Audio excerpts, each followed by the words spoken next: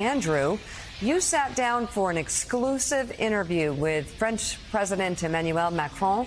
We're going to play a little soundbite of that, a little bit of that interview in just a moment. But first, Andrew, what were your overall takeaways from the interview?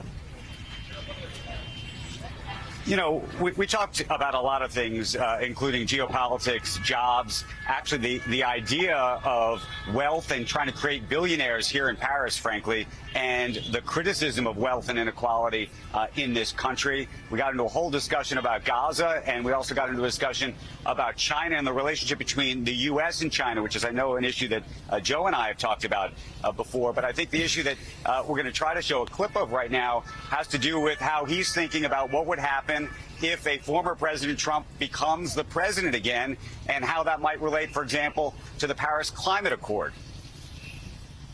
Let's take a look at that right now. I don't speculate on any elections, and especially in the U.S. election, so I don't want to make a sort of impossible scenario or in case of. But what's important is when the U.S. decided to withdraw for a while, at least we consolidate the rest of the club.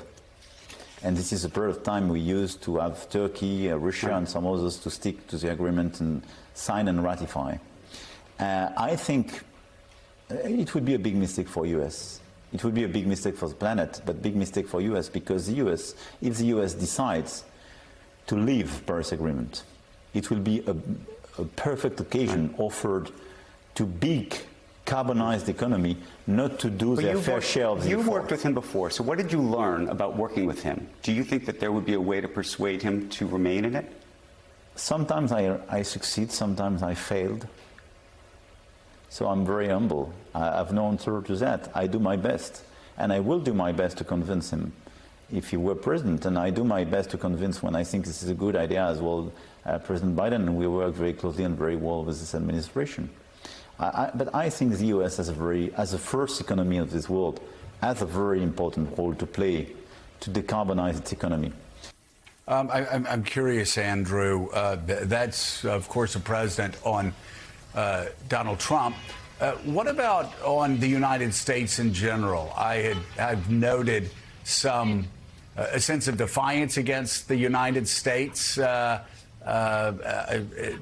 just believing that the U.S. is stepping on allies. Obviously, still upset about the Australian nuclear sub deal. What deeper sense did you get about his concerns about America's strength economically? It is so clear that one of the things that he is pursuing is sovereignty. He wants the European Union to be independent, I think, because he's worried, frankly, about how much support he's going to be able to get from the U.S. And you see that manifesting itself in the war against Russia with Ukraine. And I think that he's deeply concerned about what that relationship with the U.S. looks like. He's also, by the way, we're talking about China.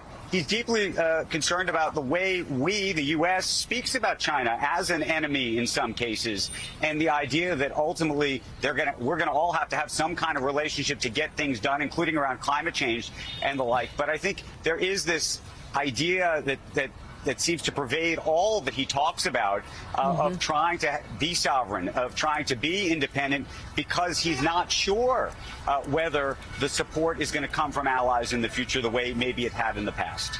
Okay. Andrew Ross Sorkin in Paris. And I know you got the interview with Macron, but you know that Taylor already left. So you missed that, Andrew. I know she left. But we're 54 days ahead of the Olympics, I should say. Okay. And you can, by the way, this whole city is just teeming with people. It is really, I must say, they're all preparing. You can see the preparations ongoing. And I should also, by the way, mention one of the things that President Macron is trying to do, which I think would be very interesting if he gets there, but I think it's going to be very hard. He's trying to call for what's called an Olympic truce.